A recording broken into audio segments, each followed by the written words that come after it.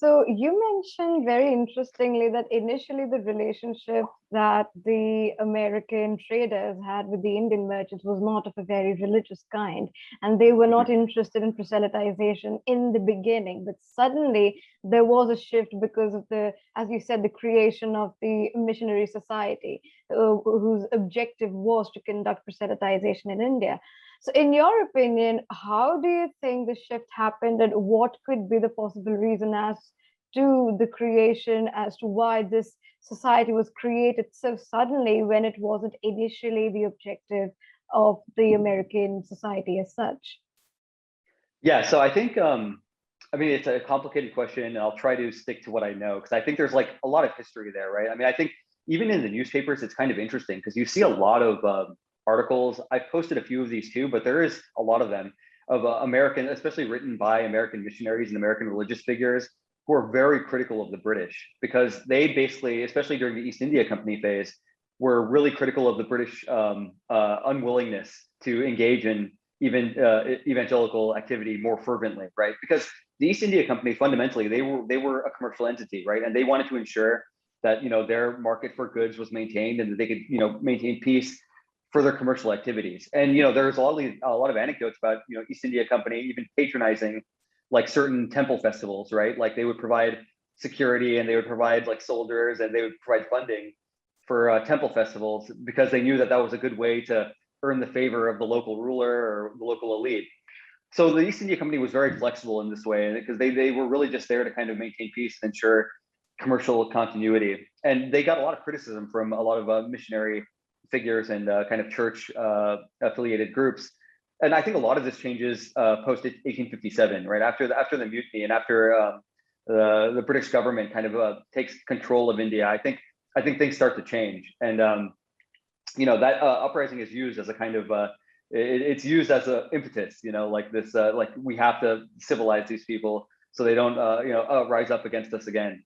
But I think just in terms of American public opinion, I mean, America is a very religious country, and I think the reach of these missionary journals and the kind of newspaper reports that were derived from these missionary journals were immensely influential, and the missionary groups, like missionary expeditions, were very expensive, and they needed funds for that. So I think that it became a sort of the plight of the Hindu and these images of the Hindu, like just they became very pervasive, I think, in American culture. And you can just, even if you look at the newspapers from this period, like it's pretty remarkable. I mean, how prolific and how common a lot of these images became. And it wasn't just newspaper clips, like it was also like in theater and fiction. A lot of the newspapers from this period published like serialized fiction, and a lot of the serialized fiction, well, was based in India. And and you see these kind of motifs reproduced in fictional writings, right? The society, like the savage Hindu, like kidnapping women, and then like the British soldier saving the women from the Hindu. So these themes are they kind of very quickly become pervasive in the culture, and I think that's it becomes like the dominant narrative, I think, of these three threads, especially like in that early mid 19th century period.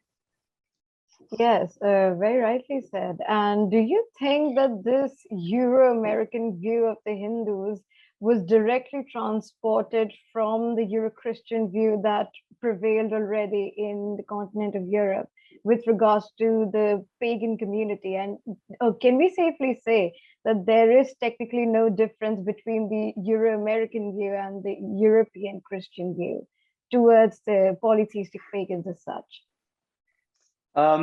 Yeah, it's an interesting question. I mean, I think for sure, like it's very important to understand the intellectual background, right, of what was going on.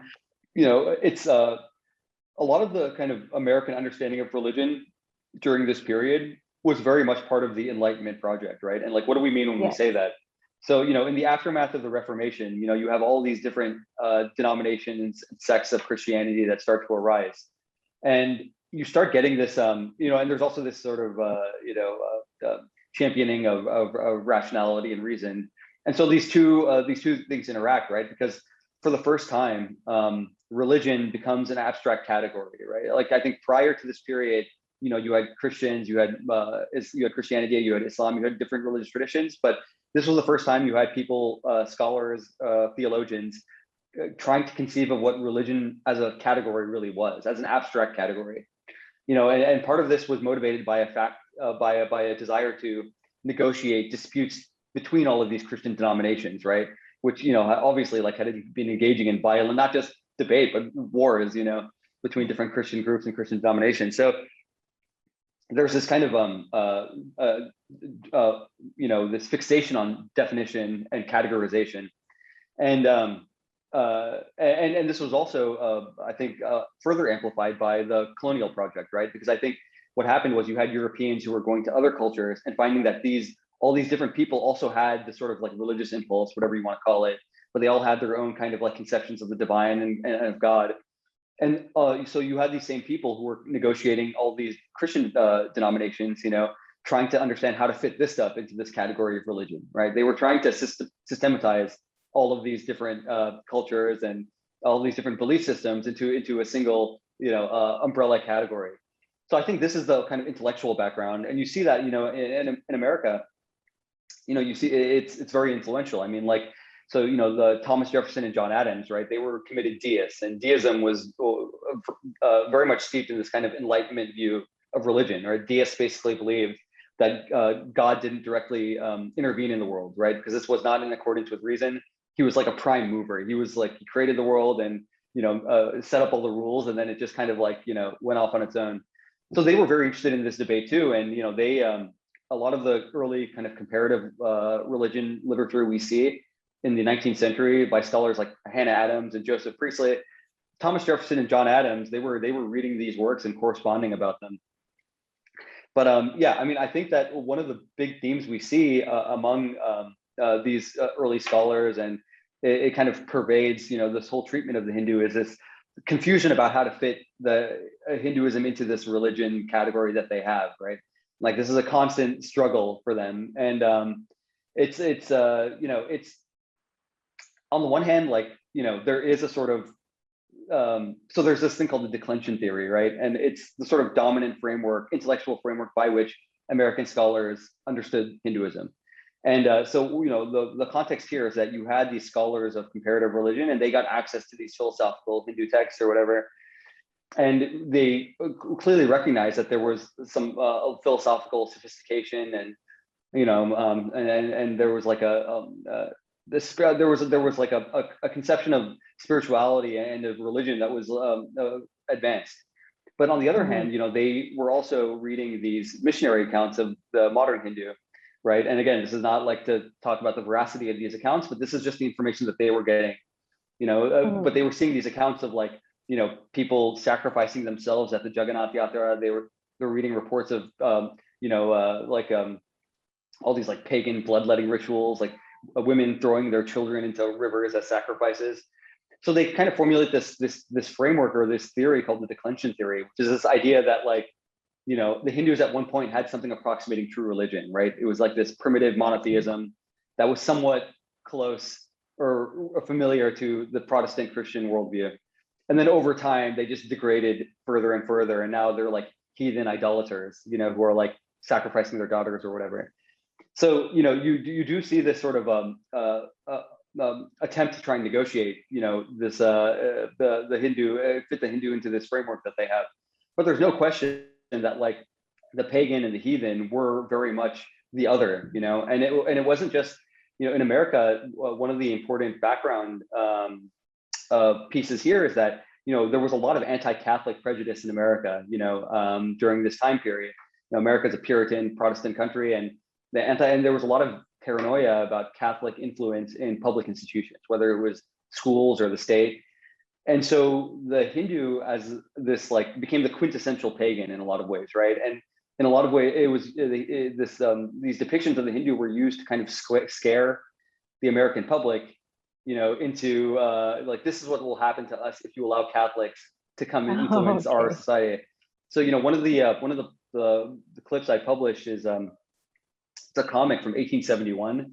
It was published in Harper's Weekly. and it's called the comic. I'll post it on Twitter. I shared it like in every presentation. I'm sure most people have seen it, but it's a really striking comic, and it's a very interesting juxtaposition of images because you basically have a river, right, and then the river is labeled the American Ganges, and in the background there's the Vatican. In the middle ground you see like a crumbling public school, and then on the shoreline you have a Protestant pastor like guarding a bunch of kids, and then out of the river you see these like Catholic bishops with these like reptilian hats like crawling out of the river. And so you look at this and it's a very interesting juxtaposition of images. On the one hand, it's very clear that it is, the main the main purpose of the comic is to, anti-Catholic prejudice or whatever. But the kind of amalgamation of the Hindu, American Ganges kind of shows how these were melded in the American imagination in some way. So yeah, I mean, this idea of the pagan or the heathen as the other is very prominent. I mean, it even shows up in American geography textbooks. Like I published some clips from a geography textbook. This is a Mitchell's System of Modern Geography. Dr. Altman talks about this in his book extensively too. And this was the most widely circulated geography textbook before 1900. And it extensively covers, the different world religions. It categorizes different different cultures into like their stages of development. Okay. And it also, it specifically talks about how like, India is half civilized because they're pagan, and they have this strictly hierarchical caste system because they're pagan and they worship idols or whatever. And this is used to create a contrast with egalitarian democratic America, which is Protestant. So you see this sort of like the Hindu as the other come through, not in many contexts for sure. Yes. And do you think that this perception of the quote unquote Hindu with the double O has continued to influence the modern conception of the Hindu community in the United States? Yeah, I mean, I think this is it's a really good question. And I think one thing I've learned for sure, kind of just following these newspaper clips and following these threads is like, these representations don't emerge from a vacuum and they don't disappear, right? Like, I think we kind of have this a weird like sort of it's like the bias of the present, right? I mean, we always think that like, oh yeah, now like the past is so far away, it's like a different country, and like now we're enlightened and like everyone's attitudes are based on like, fact-based, rational, whatever investigation. And it's like, no, I mean, you have cultural attitudes that embed themselves within a certain culture or within a certain community, and these attitudes they manifest in a bunch of different ways, whether it's through fiction, whether it's just through kind of like common attitudes, and these attitudes don't just disappear overnight, like they kind of persist, they'll change form. They will, one good example, I can just give you a quick illustration.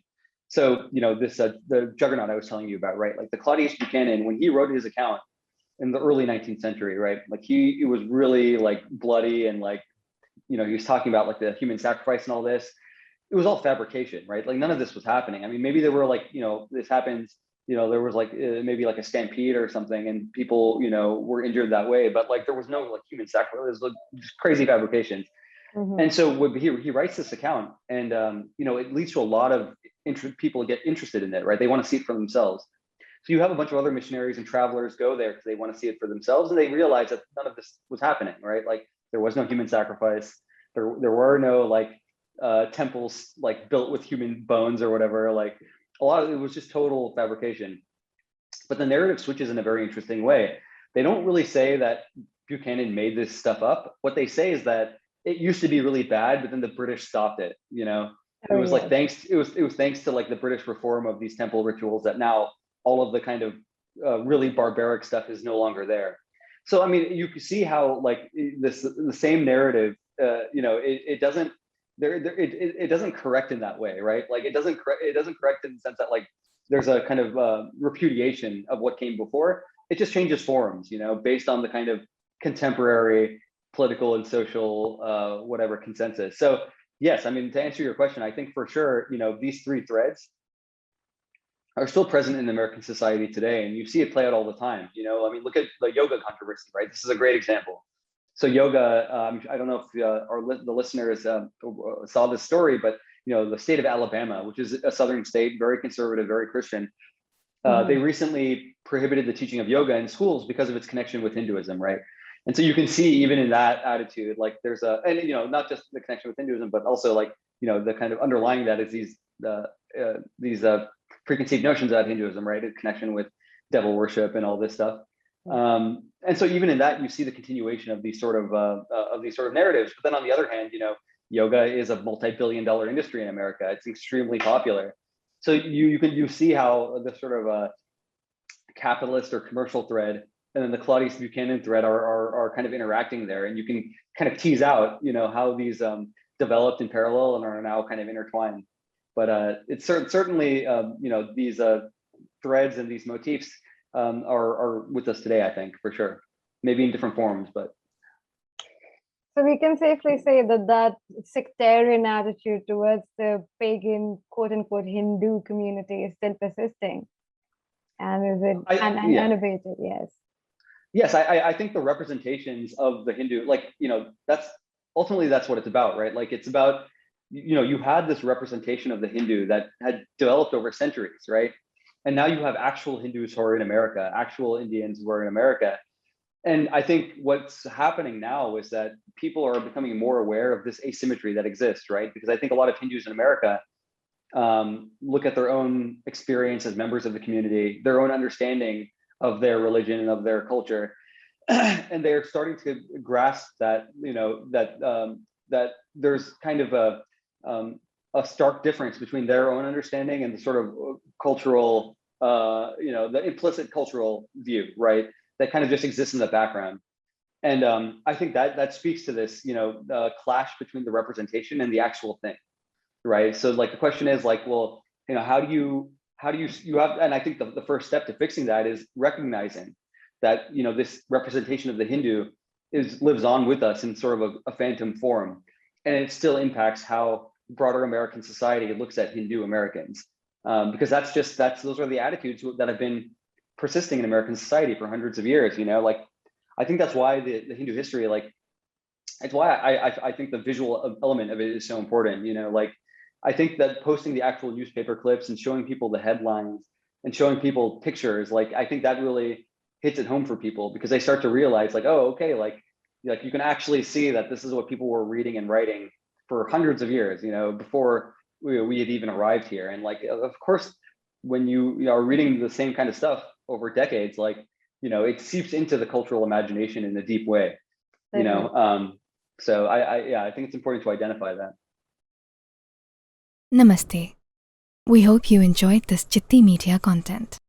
Please remember to subscribe to us and switch on the notifications for this channel. For our other social media links, more content, and to support our work, please visit citti.net. Dhanyavad. Namaskar.